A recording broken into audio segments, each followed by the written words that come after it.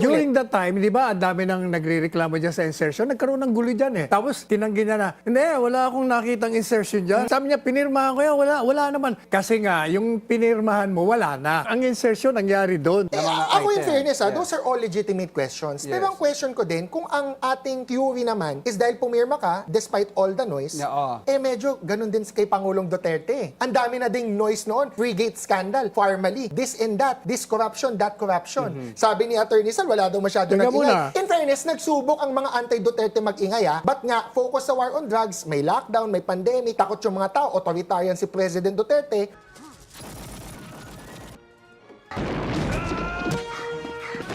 Meanwhile, Year after year, Duterte topped national surveys, earning some of the highest trust and approval ratings ever recorded in Philippine history.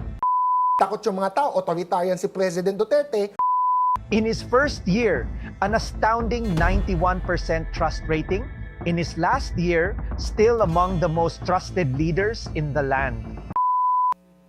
Pumirma pa din si Duterte. Yung formaling sinasabi niyo, may demanda ba ron? Meron po. Nasa Ang demanda, ombudsman. hanggang ngayon, nandiyan pa rin. Pertinent Wala. na po kasi nung dating Kasi alam mo, ombudsman. ako kasi noon, sabi ko naman problema niyo sa Farmally. Sabi nila, kasi binenta ng ubod ng mahal. Overpriced. Pero, nung in-examine, yung palang presyong yon at the time ng pandemic, kaya talagang mahal. Kaya ang tanong ko, simple lang ang tanongin nyo, yung kontrata ba may disadvantage sa gobyerno?